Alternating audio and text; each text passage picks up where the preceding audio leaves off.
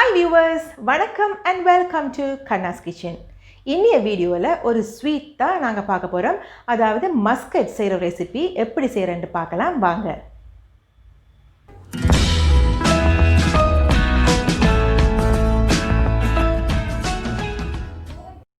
முதல்ல ஒரு பவுலில் 2 கப் மா சேர்த்துக்குங்க.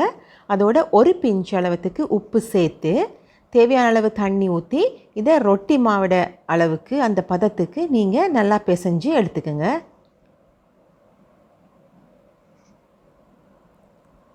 இது கிட்டத்தட்ட ஒரு கப் அளவுக்கு தண்ணி தேவைப்படும்.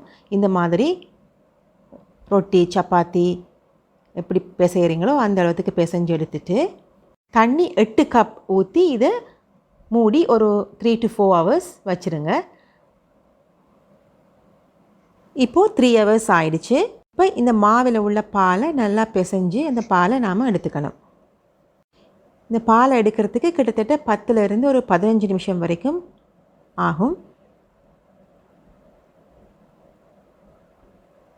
கடைசியில் இந்த மாதிரி ஒரு ரப்பர் மாதிரி ஒரு பகுதி வரும் வரைக்கும் நல்லா பிசைஞ்சு எடுத்துட்டு இதை நீங்கள் வீசிடலாம்.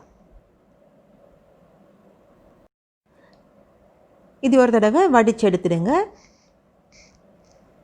இப்போது இதை மூடி கிட்டத்தட்ட 12 மணி நேரம் இல்லை ஓவர் நைட் நீங்கள் இந்த மாவை புளிக்க வச்சிடுங்க. 12 மணி நேரம் கழித்து பார்த்திங்கன்னா இப்போது மாவில் உள்ள தண்ணியெல்லாம் இந்த மாதிரி மேலே வந்திருக்கும். மா அடியில் இருக்கு. இந்த தண்ணி அப்படியே மிக்ஸ் பண்ணாமல் வடித்து ஊற்றிடுங்க. இதுதான் எஞ்சி இருக்கிற மா. இதில் ஒரு பிஞ்ச் அளவுக்கு கேசரி பவுடர் இல்லை ஆரஞ்சு கலர் சேர்த்து ஒரு சிட்டிகை உப்பும் சேர்த்து இதை நல்லா மிக்ஸ் பண்ணி வைங்க.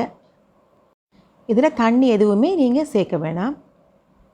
இனி சீனிப்பாகு செய்கிறதுக்கு ஒரு பேனில் 2.5 கப் சீனி சேர்த்து அதோட 1 கப் அளவுக்கு தண்ணி சேர்த்து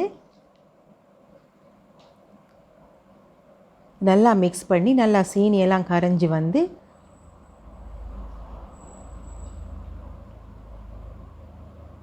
பொங்கி கொதிக்க தொடங்கும் போது நீங்கள் மிக்ஸ் பண்ணி வச்சுருக்கிற அந்த பாலை இதில் ஊற்றணும்.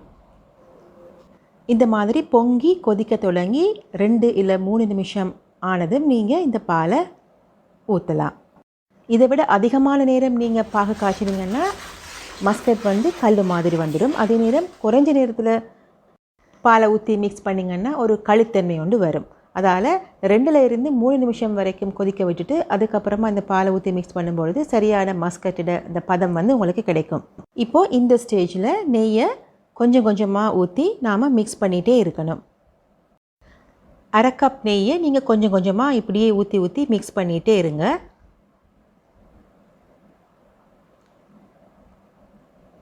மிக்ஸ் பண்ணிகிட்டே இருக்கும்போது அந்த நெய்யை உள்ளே இந்த அல்வா இழுத்துகிட்டே இருக்கும்.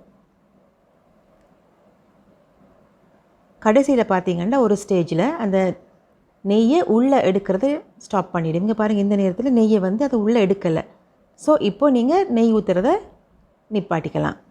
இப்போது இந்த ஸ்டேஜில் நீங்கள் அடுப்பிலிருந்து இறக்கி இன்னொரு டிஷ்ஷுக்கு இதை மாற்றி வச்சுடுங்க. சீனிப்பாகு காய்ச்சி தொடங்கியதிலிருந்து இப்போது அல்வா ஃபுல்லாக செய்து முடிக்கும் வரைக்கும் எனக்கு கிட்டத்தட்ட ஒரு 40லேருந்து 45 நிமிஷம் எடுத்திருக்கு.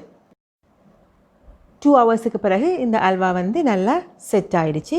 இப்போது இதை நீங்கள் கட் பண்ணி பீசஸ் எடுத்துக்கலாம்.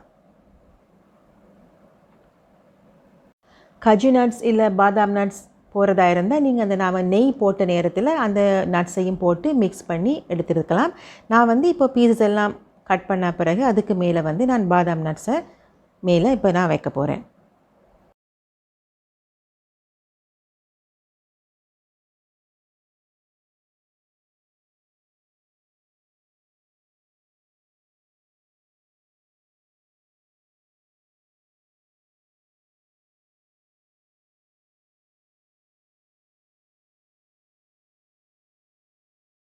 உங்களுக்கு இந்த ரெசிபி பிடிச்சிருந்தா லைக் பண்ணுங்கள், ஷேர் பண்ணுங்கள், சப்ஸ்கிரைப் பண்ணுங்கள்.